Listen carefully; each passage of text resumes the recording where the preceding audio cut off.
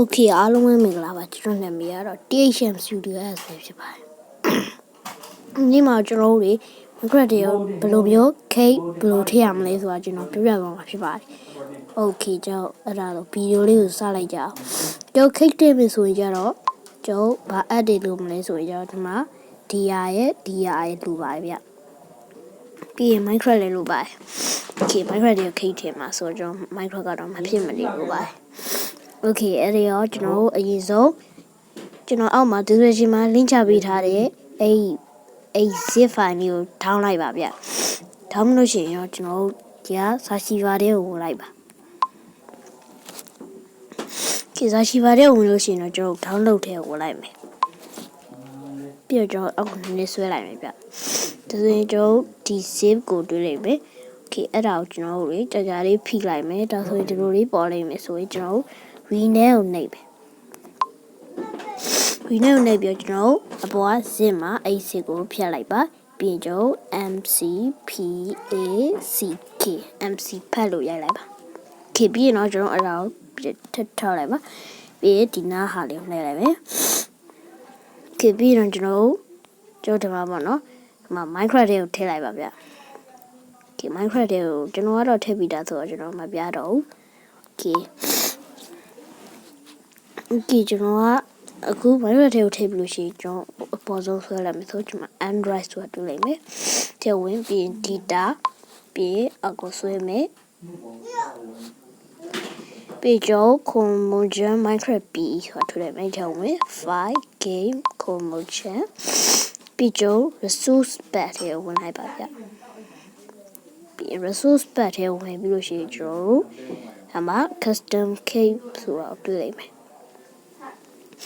ကျွန်တော် custom cake ပေါ့နော်အဲ့ထက်မှာကျွန်တော်ဟိုလောက်ကပါမယ်ကျွန်တော်ဘောနော်မှာ cake ဒီကိုလောက်ကပါမယ်အဲ့ရောကျွန်တော်တို့ဒီရဲထွက်လိုက်ပဲ။ Okay ပြီးရင်ကျွန်တော်တို့ဒီရဲထဲဝင်မယ်ဗျ။ Okay ကျွန်တော်ပြီးရင်အမဒီနာကအမိုင်ပုံနဲ့ဟာနှိပ်လိုက်ပါပြီးရင် okay ကိုနှိပ်မယ်ပြီးရင်ကျွန်တော်တို့ဘာလုပ်မလဲဆိုရင်ပြတော့ကျွန်တော် cake ကိုလုပ်မယ်ပြီးရင်ကျွန်တော်ဒီနားမှာ shape ဆိုတာလေးကိုနှိပ်လိုက်ပါဗျပြီးကျွန်တော်ဒီဟာကြီးတစ်ခုလုံးပြည့်အောင်လို့အုပ်လိုက်ပါပြီးရင်အမချစ်ကိုနှိပ်လိုက်ပါဗျပြီးလို့ရှိရင်ကျွန်တော်ဘေးနားကိုနည်းနည်းဆွဲမယ်ဆိုရင်ကျွန်တော်ကာလာဆွဲတွေ့မယ်အဲ့ဒါကိုနှိပ်ပြီးတော့ဒီဟာလေးကိုဖွင့်လိုက်ပါ Okay ကျွန်တော်ကတော့ဒီမှာကိုကြိုက်တဲ့အရာရွေးလို့ရမယ် Okay ကျွန်တော်တို့ဒီမှာပေါ့နော်ဒီအရာလေးကိုရွေးလိုက်မယ်ကျွန်တော်ကတော့ Okay ပြီးရင်ကျွန်တော်အမှန်ချစ်ကိုနှိပ်လိုက်ပါဗျအမှန်ချစ်ကိုနှိပ်ပြီးလို့ရှိရင်ကျွန်တော်ဘာလုပ်မလဲဆိုတော့ဒီနားဟာပုံစံလေးနှိပ်လိုက်ပါပြီးရင်ကျွန်တော်ဒီနားမှာအဲ့တော့ခတ်တဲ့ပုံလေးနှိပ်မယ်ပြီးရင်ကျွန်တော်ဘေးနောက်တစ်ချက်ထောက်ပြီးတော့အဲ့ဒါလေးကိုပြန်နှိပ်လိုက်ပါဗျပြီးကျွန်တော် shape ကိုပဲထပ်နှိပ်မယ်ထပ်နှိပ်ပြီးကျွန်တော်တို့ကြည်ထက်ချင်မယ်ဒီပြီးအပေါ်မှာပဲထပ်အုပ်လိုက်ပါဗျထပ်အုပ်ပြီးကျွန်တော်ကာလာထပ်လုပ်ပါမယ်ကာလာလုပ်မယ်ပြီးတော့ဒါကိုဖွင့်လိုက်မယ်ပြီးကျွန်တော်ကတော့ဒီတစ်ခါကျွန်တော်အဖြူအောင်လေးလုပ်လိုက်မယ်ပြီးရင်အမှန်ချစ်ကိုနှိပ်ပါဗျပြီးရင်ကျွန်တော်ဒီနားလေးကအဲ့ဒါလေးကိုနှိပ်မယ်ပြီးရင်ကျွန်တော်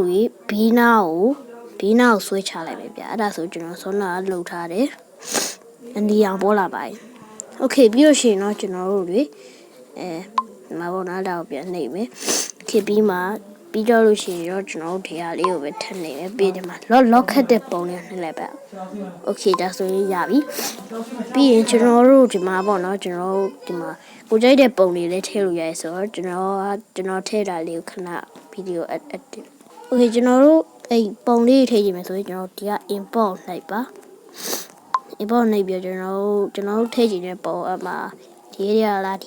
โอเคကျွန်တော်ကတော့ဒီပုံလေးကိုယူလိုက်ပါတယ်။ KB ကျုံနည်းနည်းကျင်းလိုက်မယ်ပေါ့နော်ကျွန်တော်ကတော့ဒီဘက်မှာထားမယ် KB နည်းနည်းချဲ့မယ်ပြီးရင်ကျွန်တော်တို့နည်းနည်းလေးထပ်သေးမယ် Okay ပြီးလို့ရှိရင်တော့ကျွန်တော်တို့တွေဒီမှာကတော့ကိုကြိုက်တဲ့ edit တွေလုပ်လို့ရသေးပါတယ် Okay ကျွန်တော်ကအမဲရောင်လေးနဲ့ပြီးနောက်နည်းနည်းဟိုလိုလေးဖြစ်အောင်လုပ်လိုက်ပါတယ် ပြီးအမှန်ချစ်လို့ပြီးကျွန်တော်တို့ကိုကြိုက်တဲ့လောက်အပ်တဲ့ပြီးကျွန်တော်ဒီနာက save ဆိုတဲ့ဟာလေးပြီး save as I make ကိုနှိပ်ပါဗျာပြီးကျွန်တော်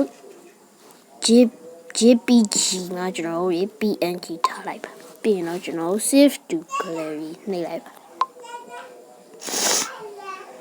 ကြည့်ကျွန်တော် save ဖြစ်သွားလို့ရှိရင်ပြတ်ထွက်လိုက်ပါဗျာပြီးရလို့ရှိရင်ကျွန်တော်တို့ဘာလုပ်ကြမလဲဆိုတော့ကြည့်ရလို့ရှိရင်ကျွန်တော်တို့တွေ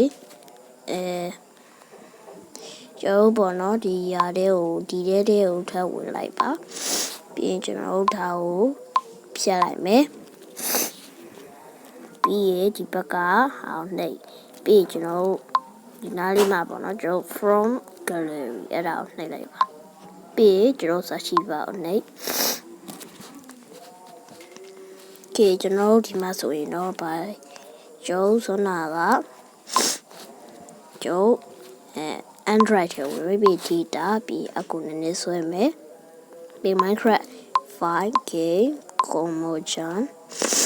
ပြီး resource bar မှာကျွန်တော် Cape Custom Cape အဲ့လိုရောဝင်ပြီးကျွန်တော်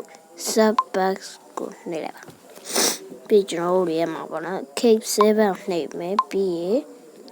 ကျွန်တော်နှိပ်တဲ့အတိုင်းနှိပ်မယ်ပြီးရင်ကျွန်တော်ဒါလေးနှိပ်လိုက်ပါပြီးကျွန်တော်အမှန်ရှင်းနှိပ်လိုက်မယ်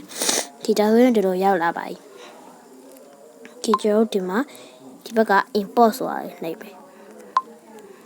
ကျွန်တော် search bar ပဲထည့်ယူမယ်ပြီးရင်ကျွန်တော်တို့ pixel အဲ့ဆိုနာလောက်ထား app တဲ့ဝင်ပြီးတော့ကျွန်တော်တို့ဆိုနာ import ထားတဲ့ဟာကိုနှိပ်လိုက်ပါ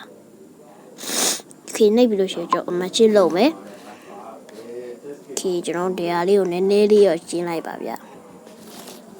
ပြီးကျွန်တော်ပြီးတော့ဆဲလို့ရှိရင်ဒီဟာလေးပေါ့နော်အဲ့ကိုနှိပ်မယ်ပြီးကျွန်တော်ဒီဟာရဲ့ပြီးတော့ကျွန်တော်အပေါ်တက်တဲ့ဟာနှိပ်ပါပြီးအမှတ်ချစ်လုပ်လိုက်မယ်ပြီးကျွန်တော်သူနဲ့ညီအောင်လို့ထားပါကျွန်တော်သူနဲ့ညီအောင်လို့ထားလိုက်မယ်โอเคကျွန်တော်ဒါဆိုရင်ရပါပြီပြီးလို့ရှိရင်တော့ကျွန်တော်ဘာလုပ်ရမလဲဆိုတော့ကျွန်တော်ဒီနားက save ဆိုတာကိုထပ်နှိပ်မယ်ပြီး save as I make ပြီး save to gallery အဲ့ဆိုရင်ကျွန်တော်တို့ပြီးရင်စာချီပါတဲ့ကိုထပ်ဝင်မယ်ဗျပြီးကျွန်တော်တို့မှာ pixel lab တဲ့ကိုထပ်ဝင်လိုက်ရှိကျွန်တော်ဒီကကျွန်တော်လောက်ထားတဲ့ဟာကိုတွေ့ရမှာပဲဖြစ်ပါတယ်အဲ့တော့ကျွန်တော်တို့အကြကြဖြစ်ပြီးကျွန်တော်ကက်ကိုနှိပ်ပါဗျပြီးတော့ပေါ်ဆုံးဆွဲပြီးလို့ရှိရင်ကျွန်တော် Android data ပြီးတော့အခုဆွဲမယ်ပြီး Comojan Minecraft PE ပြီး OK Comojan ပြီးတော့ resource bar ထဲကိုသွားမယ်ပြီးတော့ custom gate ပြီး subbox ထဲကိုနှိပ်မယ်ပြီးတော့ custom ထဲကိုနှိပ်မယ် texture keep ပြီးကျွန်တော်ထားလိုက်မယ်โอเคကျွန်တော် copy ထည့်ပြီးလို့ရှိရင်တော့ကျွန်တော်ဒါကြီးကိုကျွန်တော် delete လုပ်လိုက်ပါ delete လုပ်လို့ရှိရင်ကျွန်တော်ဒါကို rename လုပ်မယ် rename မှာကျွန်တော်ဘယ်လိုထည့်ရမလဲဆိုတော့ CAPEK ပြောအဲ့ဒါလေး CUSTOM cake custom လို့ထည့်လိုက်ပါဒါဆိုရင်တော့ကျွန်တော်တို့ပြီးသွားပါပြီကျွန်တော်တို့အခုက Minecraft ထဲကိုဝင်ရမယ့်အချိန်ရောက်ပါပြီโอเคဒါဆိုရင်ကျွန်တော်တို့ Minecraft ထဲကိုရောက်လာပြီဆိုရင်ကျွန်တော်တို့ Steam ထဲကိုဝင်မယ်Steam ထဲဝင်ပြီးလို့ရှိရင်ကျွန်တော်ရေဒီမှာဒါလေးကိုနှိပ်မယ်ပြီးကျွန်တော် My Bus ထဲနှိပ်မယ်ပြီးကျွန်တော်ဘာလုပ်မလဲဆိုတော့ကျွန်တော်အောက်ဆုံးကဒီမှာပေါ်တော့ Custom Cape ဆိုရအောင်ကျွန်တော်ထည့်လိုက်မယ်ပြီးရင်ကျွန်တော်အဲ့မှာကျွန်တော်ဒီနားကဟာလေးနှိပ်နှိပ်လို့ရှိရင်ကျွန်တော်ဒီဟာကိုကျွန်တော်အဲ့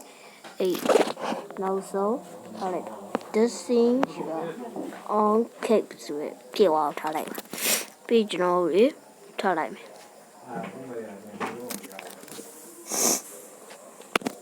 ကျွန်တော်ခဏစောင့်မယ်